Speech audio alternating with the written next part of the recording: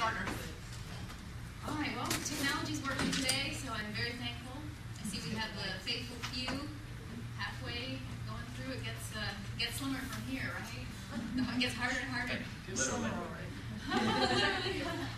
Well, I titled it Mythbusters: What Diets and Supplements May Be Harmful to Your Health, and I'm hopefully going to be dispelling any myths. We've done it. Yeah, maybe a little bit. If you guys have any questions, feel free to ask. And I'm a little under the weather, so I'm a little raspy. So first we're going to start with diets.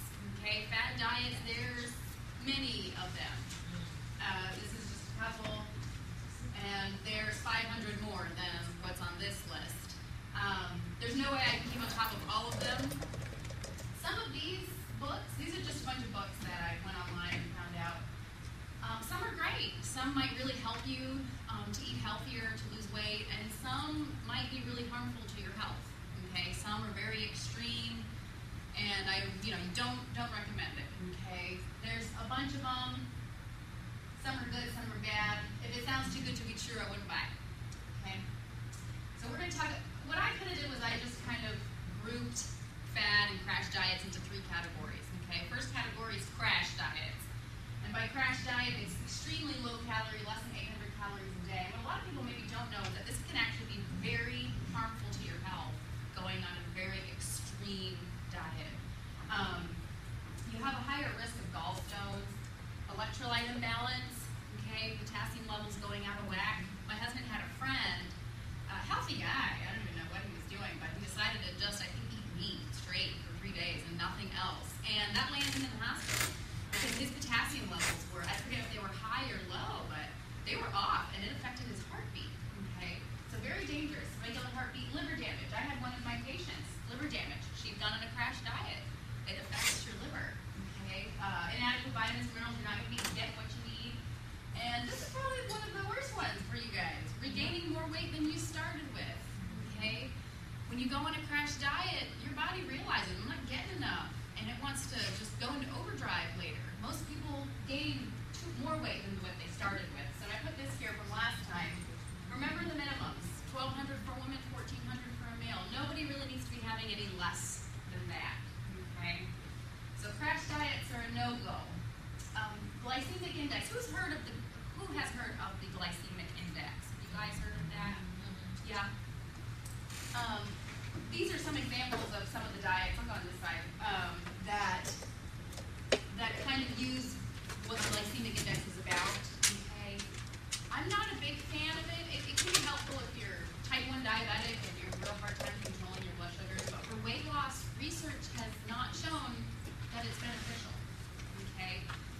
What the glycemic index is it's a list of foods that have carbs in it, okay? And they list them, and what they kind of do is they put it on a list with that carb food, and it looks at the effect that it has on your blood sugar, okay? So, white sugar supposedly would shoot you up higher than beans, okay? Beans are lower on the glycemic index, okay? So I'm not a big fan of this because it's not very practical. We don't eat one food at a time, okay? We eat a meal. So I'm eating one food with another food, and that has different interaction in our body, okay? So we don't know really what one food's going to have on our blood sugar. It's not practical. We don't eat one thing at a time. It depends. A green banana is probably going to be less sugary than one that's about to turn brown, right? And the glycemic index of a food does not equal the nutritional quality of that food. So for instance, chocolate is lower on the glycemic index than oatmeal. That doesn't mean that oatmeal is bad. Oatmeal is much better nutritionally than a piece of chocolate would be. Okay, I think what some people don't realize is glycemic index is only talking about foods that have carbs in it, not meats and fats. Okay, so meats and fats aren't going to be on here. So I don't think it's too practical. I mean, if you're going to go around with a list, going to the grocery store and then buying the stuff that's on the list, it's kind of like, it's not like there's how in most foods it has a nutrition facts label on it. Well, that's pretty handy. There's nothing on that label that tells us the glycemic index of the food. Okay, so some of the principles might be helpful. It can be helpful if you use basic nutrition on top of that, but by itself, I don't think it's very useful. This is a very popular popular when Atkins, everyone wants to go on a low carb, right? I think many of the people that I've heard in the past have been on a low carb diet or want to try it. There's a lot of different versions. Atkins is probably the most popular. What the research shows is that you actually do lose weight quicker the first 6 months that you're on the diet. But when they look at those same people and compare them to people on another regular lower calorie diet at the 1 year mark, they did not lose any more weight. Okay? So, take home message is the Atkins is great for short term. Okay? But in the long run, it's not really any better than any other diet out there. Okay? So, in my opinion, it's not really worth the trouble. It's pretty extreme. I went on the Atkins website, and the first phase is less than 20 grams of carbs a day. That's 1 slice of bread, if that. It's not enough. Okay, nobody should be having less than 130 grams of carbs a day, in my opinion.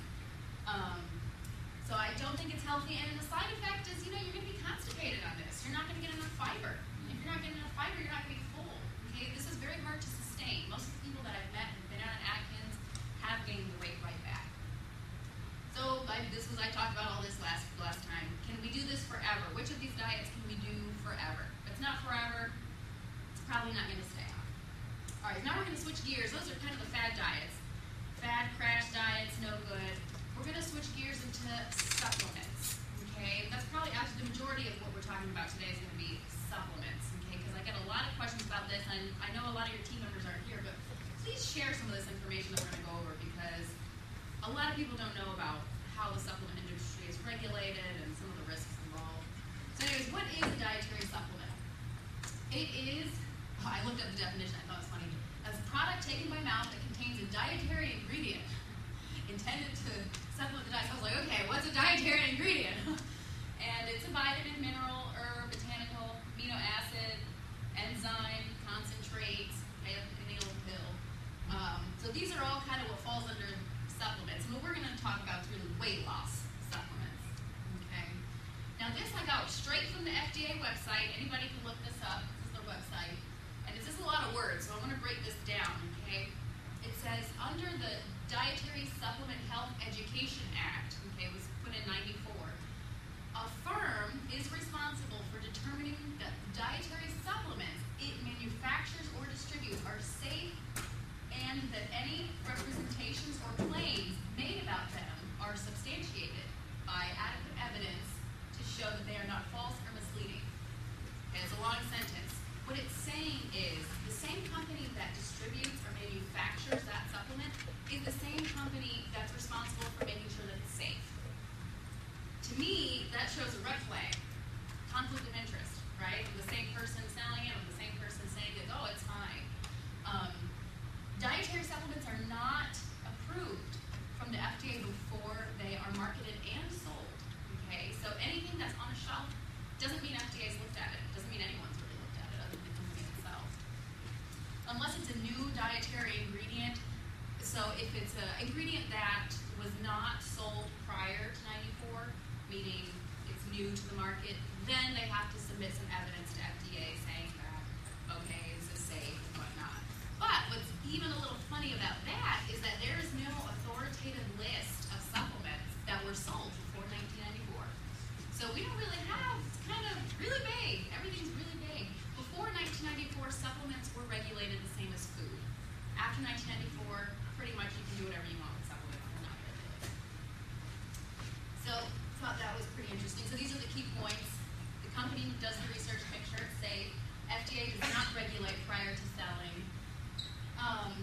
FDA has published good manufacturing practices for companies to follow, but it's totally voluntary. It's not enforced.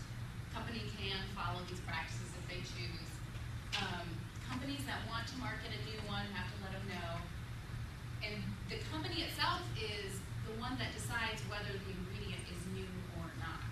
Okay, so there's just a lot of gray area, for me, I'm kind of mistrusting of the whole, how this is happening. Really, these companies can pretty much do what they want. Okay, I just got this off the internet, so please, I don't even know what this is. So here's, I know you guys have seen this statement here. It's a lot of supplements will say these statements have not been evaluated by the FDA, not intended to diagnose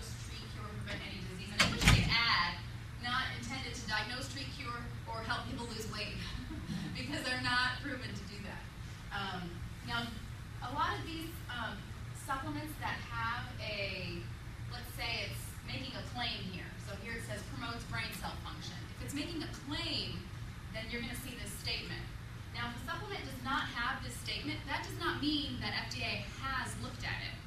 All it probably means is that they're not making a claim. Okay. Now, here you do see a little supplement facts, and this is nice. It tells us what should be in the product, and we're going to find out that that's not always the case. But this is what should be in the product, and that's kind of nice because then you know what you're getting. This is just another one, same thing. It's making a claim. So I put here a question. It must be safe if it's on the shelf, right? Of course not, because they're not regulated once they're on the shelf. They're regulated after they're put on the shelves. Okay. FDA. So where does FDA do it? We're like, okay, well, what's this whole department? What's the Food and Drug Administration doing with these supplements? They're responsible for when problems arise. Okay, so the supplements are sold, then people report problems, then the FDA steps in and does something about it. Okay, but it's after the fact. If the manufacturers of the supplement if they hear any adverse reports, they have to report that to FDA. Okay, so if they hear any from their users themselves. So weight loss supplements. This is where we're gonna go in. I got a lot of this information from the handouts I put right here. It's all straight from the FDA website. Anyone can look this up.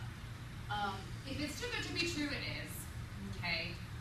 There's this important guy here, Director of FDA's Division of New Drugs and Labeling, says we've seen deaths associated with weight loss, some of these weight loss supplements, and it's true. They really they're reported. This is one I signed up for. FDA does this thing. Anyone can sign up to get emails of things that they're recalled.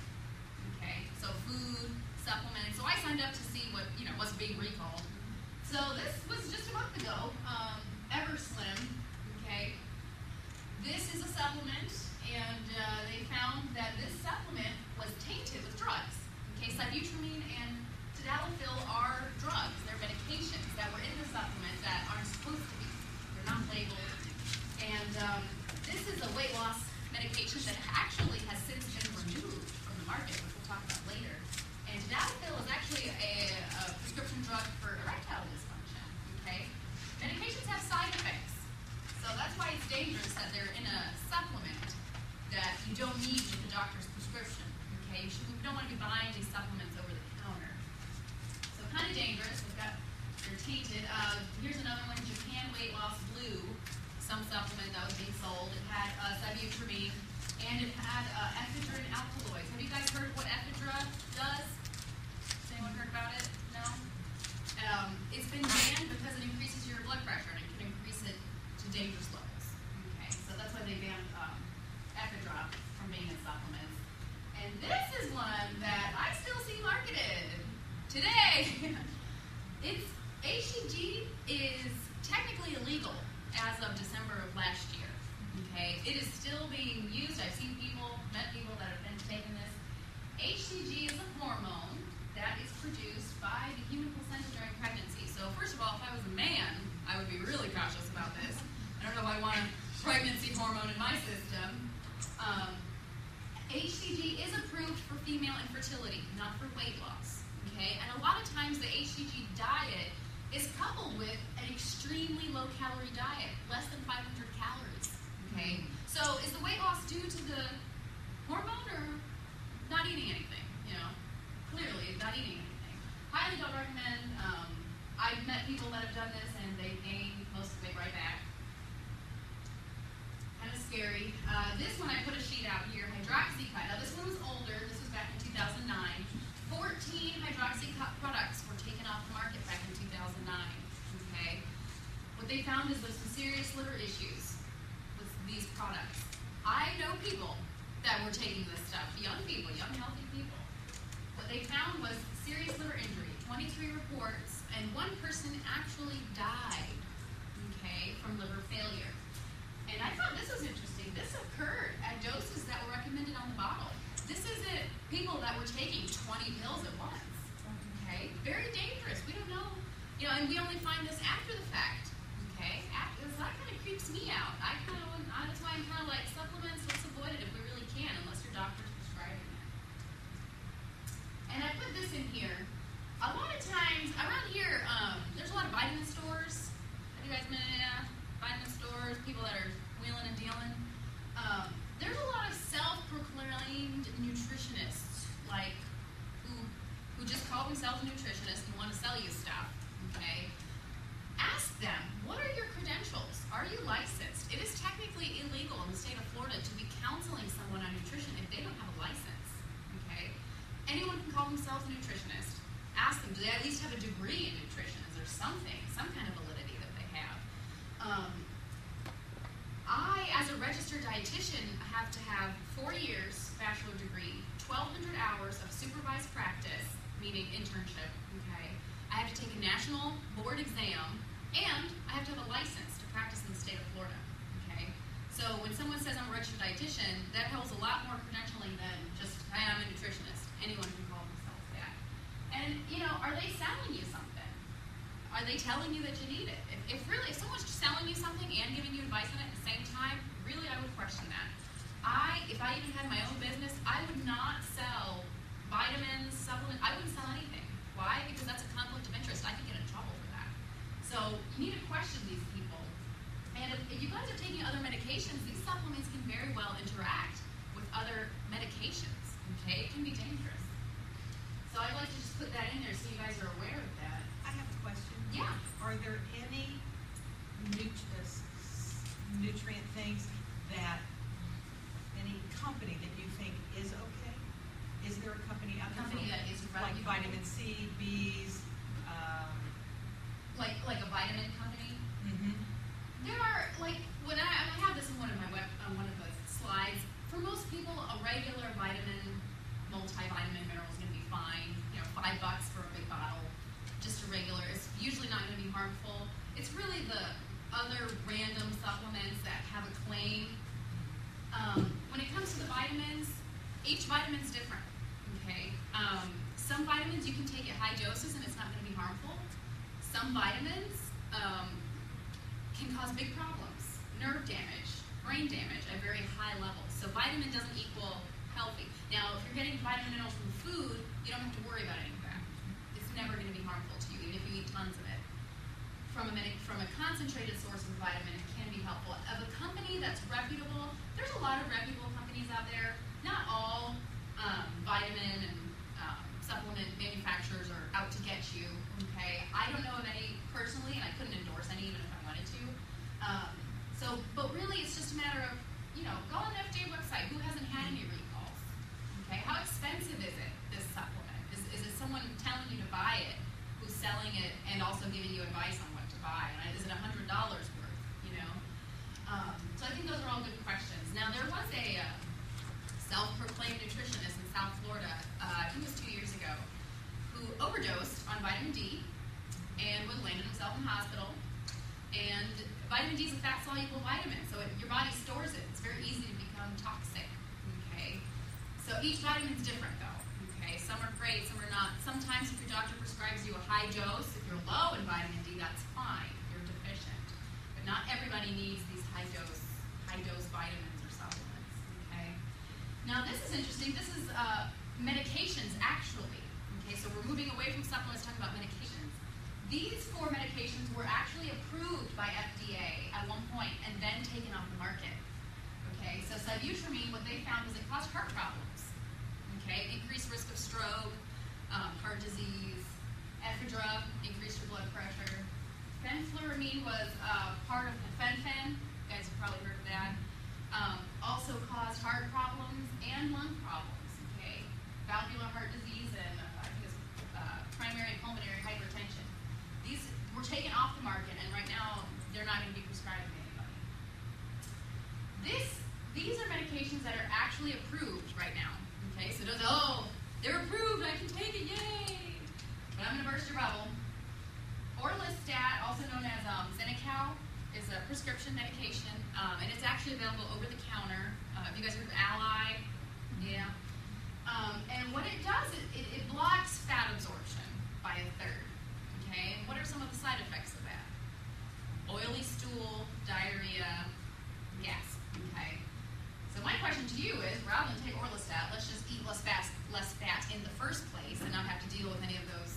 negative side effects. Okay.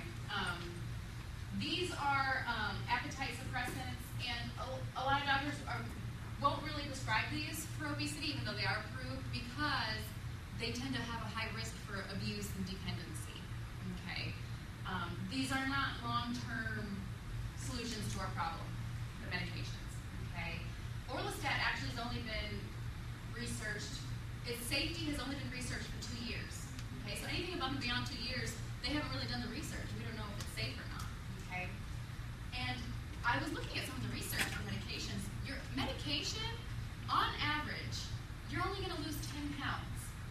That's the benefit of taking weight loss medication.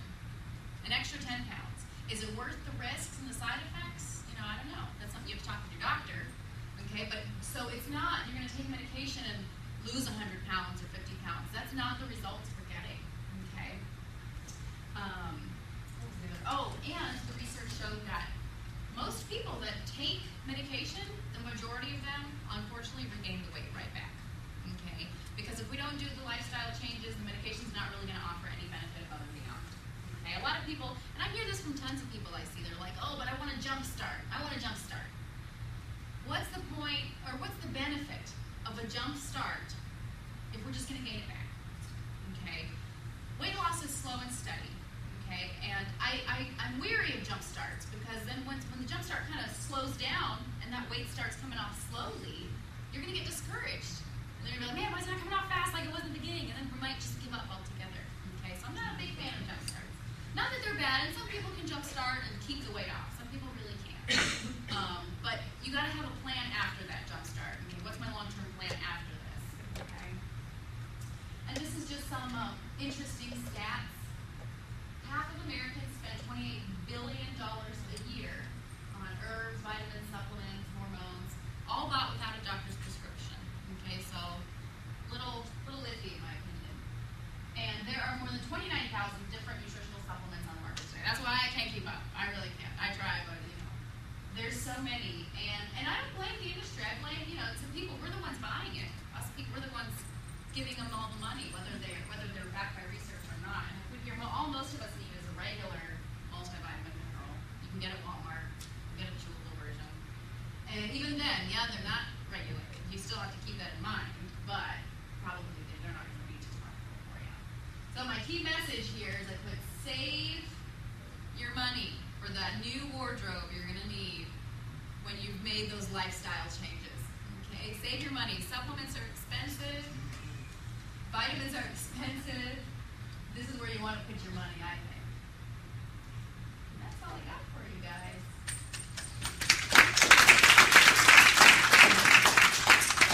Questions about supplements, vitamins, bad diets, anything, no? What about Herbalife? Herbalife. Mm-hmm. What is Herbalife? Herbalife is soy-based, gluten-free. It's Slim Fast, but it's a shake. Drink? Yeah, it's a shake. It has vitamins and minerals and stuff in it. Okay, I'd have to see what's in it before I would endorse anything. It's been around for years. Yeah. Okay. Again, I'd have to see what's in it. Shakes can be helpful. It doesn't have the stuff that preserves stuff. Doesn't have preservatives. It's all natural. It's made in soy-based. Soy-based. Okay. Now, just because something's all natural doesn't really mean anything. Okay. Definition. So when you see something on a label like low sodium, there's a government definition for that. Natural has no definition whatsoever. So What about things that say they'll help jump your metabolism? Yeah. Build your metabolism. Really, nothing's going to help you really jump your metabolism. Exercise will help your metabolism. Okay. In terms of food, there is no combination of food or combination of supplements that are really going to rev up your metabolism. Most of these medications are appetite suppressants. The only way to get your metabolism going is to eat breakfast, eat 3 meals a day, and get your exercise. Your metabolism slows down because we're not moving, we're not doing anything. But in terms of supplements, there's no supplement that is going to just magically increase our metabolism so we burn calories by standing around. So the whole eating within the first hour of waking up to boost your metabolism, is that true? Yes. Or that is true. That gets your hunger signals going. It plays on your hormones. That does help your metabolism. Helps your body. What is it? get in a normal pattern of hunger, fullness, and eating. Okay, so that way you're hungry for lunch, and you don't overdo it later. Okay, yeah, breakfast does help. Now, Herbalife, again, I didn't have to say, meal supplements like Slim Fast, shakes, they're not bad. A lot of them are fine, and they can be very helpful for a person who, there's some people that have a really hard time with decisions, okay, eating something healthy at a certain time. And if you know, okay, you know what, it's just going to be easier for me to have a shake for dinner than have to deal with making any healthy decisions, I think that's fine, okay? Now, there's nothing magical about Slim Fast versus Ensure, okay? They're going to be 250 calories a pop, probably, around there, okay? But the question is, are you going to do that long term? Are you going to keep doing that shake for dinner for a couple years until the weight comes off? Okay. And then my only other caveat to that is, how much is it? Because it adds up. It's more expensive than eating food and cooking a meal and whatnot. But if you're willing to do that long term, for some people that really does help them. But so shakes can be helpful. Okay, but I wouldn't do more than one shake a day.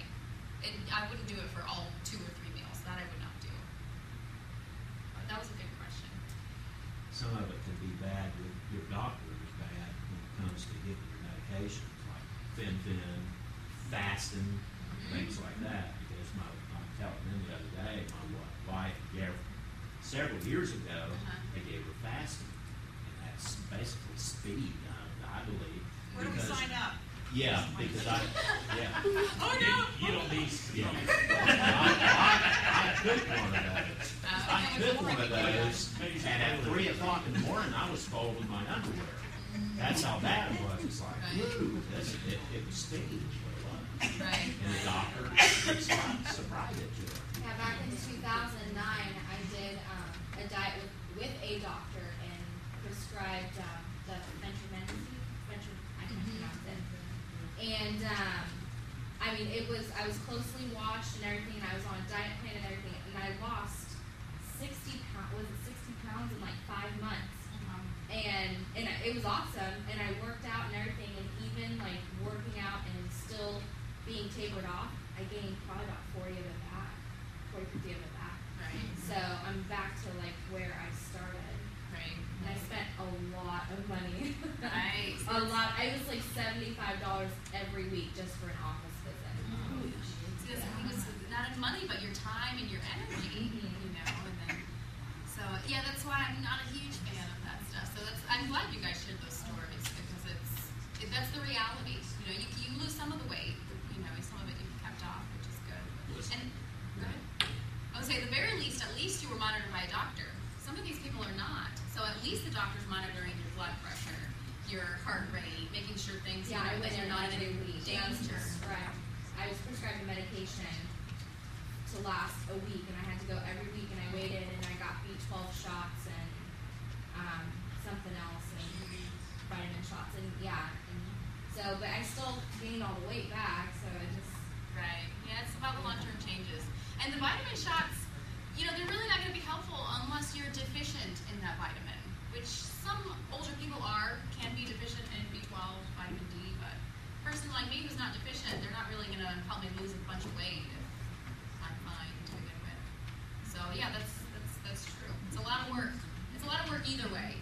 Lifestyle changes or doing it that way, but lifestyle changes are a little cheaper, right? A little less side effects, I think.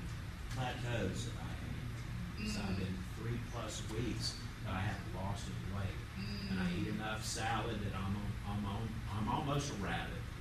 I've been on the treadmill like I jumped out of prison. And nothing has changed. That will happen to everyone. Everyone will hit a plateau at some point. Okay, especially the closer you get to your normal weight, the less your body wants to lose weight. Keep doing it. Okay, if you keep doing the exercise, keep eating. You have to eat what you need to. It will come off slowly but surely. Okay, now there might be a couple weeks you don't lose. It's not. When we talk about numbers, and I talked about last time, you should lose this much a week theoretically, but really it's different for everybody. Okay, some people lose half a pound a week, some people won't lose for a couple weeks, but then you'll hit a point where you do lose a little bit, and it stays there. Okay, some people lose 30 pounds in 8 months. That's a long time. And during those last months, they don't lose it quick. So, but you got to keep doing it. The whole idea behind this is to keep doing it, anyways. If we don't keep doing it, we're just going to gain the weight back. So, whatever weight you have lost, we want to make sure we keep that. And if we want to keep going, so you're not too far probably from your normal weight. That's why your body's getting real hard. Should be. He's like, yeah. And so, if that does happen, you do have to up the ante. We either have to exercise a little longer time, add an extra time during the week, a little more intensity. Yeah, want to have if we change the exercise routine. You want to change up your exercise routine, or there's only calorie-wise, you could decrease your calories a bit, but you can only do that so far. Okay, because for men, I don't want anyone under 1,400. So that's once you hit that bottom out, you don't want to go any lower than that. Then the only other thing that